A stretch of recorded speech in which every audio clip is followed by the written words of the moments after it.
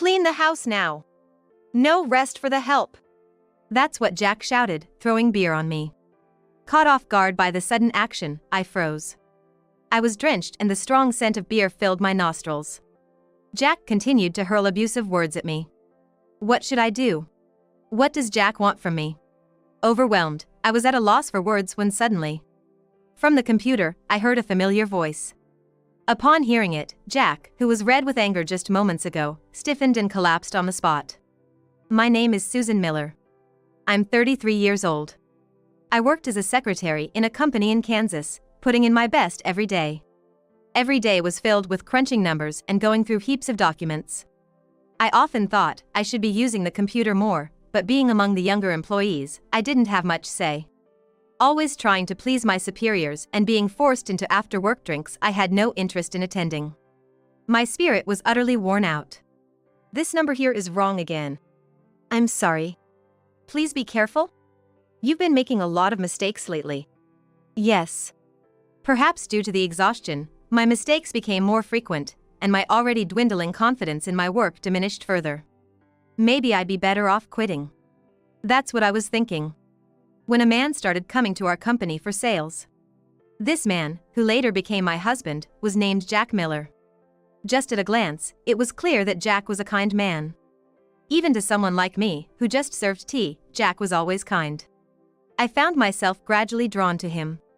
However, I couldn't express my feelings to Jack. After all, I was the one who had feelings for him, and I assumed he probably didn't feel the same way about me. That's what I believed. But a few months after Jack began visiting the company, he made a move. We started going out for drinks after work, and our relationship blossomed from there. After dating for 2 years, we tied the knot. I quit my job upon getting married, and Jack and I began our new life in a home we both loved. We had visited several real estate agents to find a home we both agreed upon. Having left my job, I thought I'd lead a happy life with Jack from now on. The mere thought of it filled my heart with joy. However, the life I imagined was not to be. About a month after our wedding, I noticed a change in Jack. Welcome home, Jack. You're home early today. Yeah, kinda. He didn't even look at me, and there was no usual greeting. Seeing Jack act so differently, I couldn't help but feel concerned. Jack continued to seem downcast. Are you okay? You seem tired. Huh? Oh, yeah. He seemed not just tired, but perhaps irritated. Something was definitely off about him. Maybe he's just had a long day, I thought, and tried not to dwell on it too much. However, the next day, and the day after that, Jack's demeanor remained unchanged. Gradually, it wasn't just his attitude or greetings. He stopped taking the lunch I prepared for him, and he stopped informing me when he would be coming home late. I could tell he was starting to treat me with indifference. Did I do something to upset Jack? Time flew by as these thoughts occupied my mind. I was consumed with insecurity about my actions and concern for Jack. The situation took a turn a few months after Jack's change in behavior began. Suddenly, he started lashing out at me with harsh words. One evening at dinner, Jack spoke up without touching his food. Hey, Susan. You realize it? Realize what? How could I know what he meant when he didn't specify? I urged Jack to explain further. Nonchalantly, he said, that your cooking sucks. What? It's bad? Yeah. You didn't even realize? Think about how I feel, having to eat this terrible food every day. I've cooked for him many times since we were dating, and he never once complained.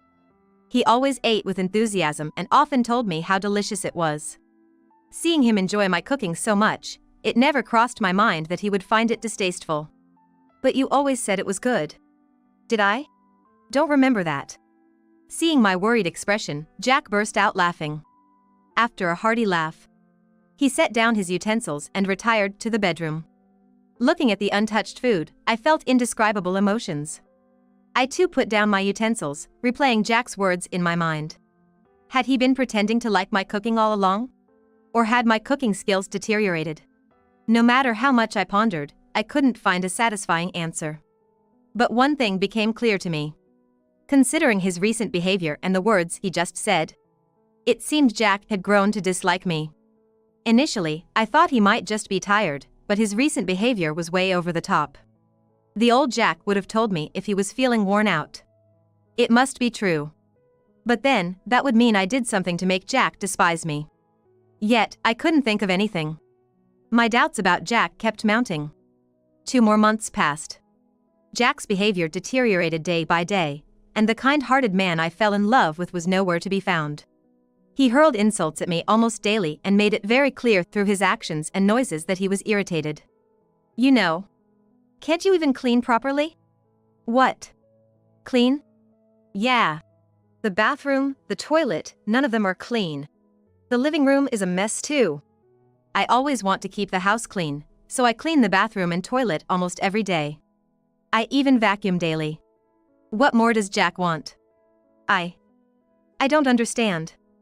Even as I was downtrodden, Jack continued to berate me. Of all the things he said, the one that hurt the most was, "Why did I even marry a woman like you?" Were all his previous expressions of love just lies? The moment that thought crossed my mind, I felt tears streaming down my cheeks. Ugh, why are you crying? Cut the fake tears. In the past, he would have comforted me, but now all he does is hurl insults. Laughing at me, Jack returned to our bedroom. Initially, we shared the bedroom. Now, I've been relegated to the couch. I had gotten used to sleeping in the living room. I was aware that Jack was taking me for granted and not valuing me. But I couldn't bring myself to consider divorce. I still believed in Jack. However, Jack's treatment of me continued to worsen daily. "Hey! Food!" he'd demand, only to complain. "I can't eat this crap." I'd suggested dining out occasionally, but for some reason, Jack vehemently opposed it. And he wouldn't tell me why. He'd return from work, complain about the house, and then demand dinner. Ever since his attitude started to change, I'd often found myself pondering what I did wrong. Observing Jack's recent behavior, I concluded he was simply venting his stress on me. The contradictions between his words and actions, and his consistent tendency to lash out and complain, made it all too clear. I get that Jack might be worn out from work. But hey, I'm human too. Endlessly being on the receiving end of criticism, I too am accumulating stress. I had once wished he'd switch places with me to understand, but I was already at my breaking point. "Hey, Jack. Can you stop already?" I mustered up the courage to talk to him. "I don't know if it's because you're tired from work, but can you stop taking it out on me? I mean, I deal with your complaints every day and it's stressing me out too." Jack looked at me, aghast. "What are you talking about?" "That's exactly what I mean. Right when you come home, you just start with the complaints. I'm trying my best, you know?" Jack half laughed at my words. But as soon as I finished talking, his face turned beet red with anger. "You know, listening to you, who do you think you are?" "What?" "Just a housewife, and you can't even clean properly or cook decent meals. Why shouldn't I complain? You live so carefreely. That's what ticks me off." "Well, why don't you tell me what's wrong? If you do, I'll try to fix it." "No, I won't. I can see that even if I tell you, you won't change. You figure out what's wrong." Even when I asked what I could improve on, Jack just avoided the question. From this conversation alone, it was evident that Jack viewed me as nothing more than a stress relief outlet. Expressing my feelings to Jack only made our relationship deteriorate further. His verbal abuses became more severe, and his attitude even colder. Remembering our happier days, I'd often sigh. In the midst of this life, one day, I received an unexpected call. It was from my mother-in-law. We had a good relationship, but rarely spoke on the phone, so I quickly picked up. "Hello?" "Oh, Susan. How have you been?" Her voice was cheerful over the phone. After some small talk, she got to the main point. "Oh, handcrafting?" "Yes. I was thinking of picking up a new hobby and remembered you're into handcrafting. I was hoping you could teach me a few things." Actually, handcrafting was a hobby of mine. I'd buy materials and tools, and spend my free time, especially when Jack wasn't around, crafting. I once mentioned it to my mother-in-law, but never thought she'd remember. "Oh, of course. I'd be happy to help." From that call, I began to talk with her frequently. Not just regular calls, but video calls. Initially, we only had voice calls, but as we wanted to show each other our work and explain materials in detail, we switched to video. Her house wasn't too far, but constantly visiting would be a hassle. So, when it was our designated crafting time, I'd go into my crafting room and we'd craft together while on call. My heart, which had been tormented by Jack's actions, felt somewhat purified during these chats with her. By the way, how have things been with Jack recently? Everything okay? Yes. That's good to hear. I never spoke to her about the issues with Jack. I didn't want to worry her, and more than anything, I wanted to forget about him during our time together. Even after I began video calling with my mother-in-law, Jack's attitude remained as terrible as ever. I was desperately trying to keep my mother-in-law from realizing just how awful Jack was being. But then, one day, something happened. It was a Saturday, a few weeks after I'd started the video calls with my mother-in-law. I was in the middle of a call with her, having finished my housework as usual, when suddenly the door swung open. Jack. Turning around, there he stood near the door, holding something, seemingly oblivious to the ongoing video call. He sneered, approaching me. "What are you doing, sneaking around in here? Where's the cleaning? The laundry? Why haven't you done them?" "I've already done them. You saw me, didn't you?" "What? I wasn't watching." Well, he had been glued to the TV in the living room, so that response was expected. "You're always watching TV, that's why." "What? Shut up." Growing even angrier at my words, Jack shouted. "Clean the house now! You're basically my maid! No rest for you!" And splashed the liquid he was holding onto me. I instantly recognized the smell. Beer. My clothes clung to me, sticky and smelling of alcohol. And there was Jack, laughing at me. The shock left me speechless. "Get to work now!" With that, he kicked over a stack of books nearby. His mocking laughter echoing throughout the room. I was paralyzed, watching the beer-soaked pages of the books. Then, from the computer came a familiar male voice. "Is that all you have to say?" Dad?" Yes. It was Jack's father. My father-in-law. "Jack. What on earth are you doing? I saw everything. How could you verbally abuse Susan and then drench her in beer? When did you become this monster?" "No, Dad, it's not what you think." Jack, who had been so aggressive moments before, was now clearly terrified. Despite his son's pleas, my father-in-law's fury didn't wane. "What do you mean, it's not what I think? It's obvious this wasn't the first time, right?" Well. "When did you start acting like this, Jack?" My father-in-law seemed deeply disappointed, and understandably so. Seeing his own son behave this way must have been shocking. Ignoring Jack's attempts to explain, my father-in-law turned to me with an offer. "Susan, do you want to come over to our place right now?" "Now?" "Yes. I don't feel comfortable leaving you there with him. If you're okay with it, I'll come get you right away." I was taken aback by his sudden invitation. But thinking it over, I couldn't predict what Jack might do next. "Is that okay with you?" "Absolutely. Wait for me. And Jack, if you do anything to her, you'll answer to me." With that, he ended the call. I quickly packed a bag and waited by the front door for my in-laws to arrive. Jack was pacing nervously, but he didn't harm me. A few minutes later, my in-laws showed up, and I headed to their home. The moment my father-in-law opened the door, I could see the fear in Jack's eyes. He was truly terrified of his own father. "Jack, reflect on your actions tonight, alone. Understand?" "Dad, I'm sorry, What are you babbling about? Your apologies should be directed at Susan, not me. Just reflect on your behavior. Got it?" With that, my father-in-law ushered me out of the house. I had changed my clothes, but I hadn't had the chance to shower. Wrapping a towel around me, he gently led me to his car. Minutes later, we arrived at my in-laws' house, where my mother-in-law was waiting. "Susan, are you okay?" "Yes. Thank you." She hugged me gently and guided me to the bathroom. "Take your time. Fresh clothes and towels are here for you." "Thank you." Everything had happened so quickly, my mind was still reeling. After the shower, I changed into the clothes they'd provided and headed to the living room. "Thank you for the shower." "No worries." Both my father-in-law, with his stern face, and my concerned-looking mother-in-law were seated on the sofa. Urged by my mother-in-law, I sat down. Susan, can you tell us everything that's been going on? It wasn't the first time, was it? Well. Please, Susan. Lost for words, I fell silent.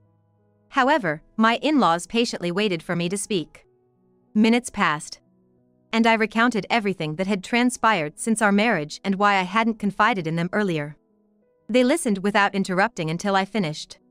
And then, things got like today. Why didn't you tell us sooner? I didn't want to worry you. I'm sorry. Well, I understand how you feel, but don't let someone like that get the best of them. Yes, I'm sorry. Although they were stern, I could feel they were genuinely concerned for me. There was another prolonged silence.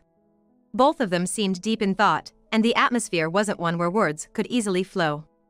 After a few minutes, my father-in-law finally broke the silence. Susan, do you still love Jack? To be honest, I think Jack will just repeat his behavior. Maybe you should consider a divorce. Beside him, my mother-in-law nodded in agreement. Divorcing Jack. I never imagined his parents would suggest it. True, it might be easier to divorce. But wouldn't he change after all this? My emotions were tangled because I had fallen for him, and even in this situation, I felt conflicted. However, they waited patiently for me to decide. After pondering for a few minutes, I reached my conclusion. I'll divorce him. That was my decision. Even though a small part of me still wanted to believe in Jack, when I really thought about it, he never listened to anything I said. If I went back without divorcing him, he'd probably continue treating me horribly. That's what I felt. My decision seemed to bring relief to both of them. After some discussion, we decided to propose the divorce the next day.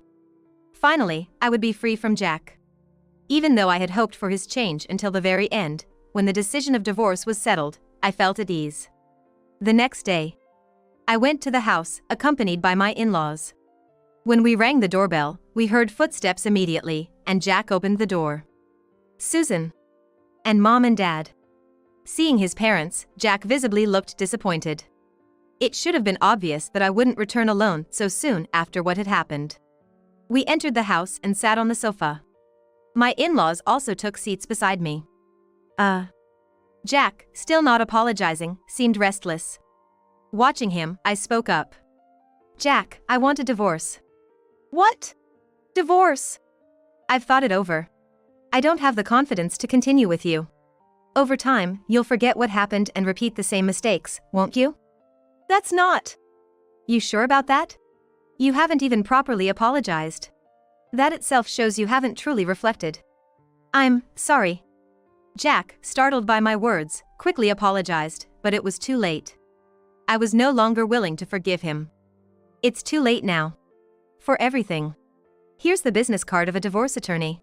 From now on, let's discuss the divorce proceedings through this lawyer. With my in-laws on my side, I was able to speak my mind confidently to Jack. Too late. Jack, what were you thinking last night? You didn't even apologize to Susan, and you're surprised when she brings up divorce? If you were truly aware of the severity of your actions, you wouldn't be so shocked. I did something terrible, but I never thought it'd lead to divorce. You never thought it'd lead to divorce? You really have no clue, do you? I could see Jack shrinking back. All his bravado seemed to have vanished. Our relationship ended without him sincerely apologizing even once. By the way, as I was packing my things to leave the house, I asked him, why did your attitude change so drastically after we got married? When we were dating, there was none of this. At my question, Jack hesitantly opened his mouth. I didn't want to be taken for granted, that's all. What? Taken for granted? Did I ever treat you that way when we were dating? No, you didn't. Please keep your wild imaginations in check. It's truly unbelievable. Yes. I understand. I told Jack that and left the house with my in-laws. I would never return here again. I did have an attachment to the house itself, so I felt a bit lonely. I had been staying at my in-laws' house. Being a full-time homemaker with no money, my in-laws had offered me a place to stay. Of course, I was nervous at first. However, over time, I became accustomed to the atmosphere of the in-laws' house, and even found leisure to enjoy handcrafting with my mother-in-law. During that time, Jack, who hadn't completely given up, tried to contact me. However, with my father-in-law intervening through my smartphone, telling him, "We're cutting ties with you," all communication ceased. Jack probably never imagined I'd be living with his parents. Seeing how he tried to sneakily contact me even after the divorce, I realized he still looked down on me. It was the right decision to divorce such a man. I can't thank my in-laws enough for urging the divorce. Now, a year after the divorce, I've started living alone and working part-time, leading a fulfilling life. I felt it wasn't right to depend on my in-laws forever. Though I moved out, I still maintain a relationship with them and continue to rely on them in various ways. Though we aren't bound by blood, my in-laws treated me like real family. Now, my goal is to repay their kindness. I wonder what I could do to make them happy. Today, and every day, I live my life without forgetting the gratitude I owe to my in-laws.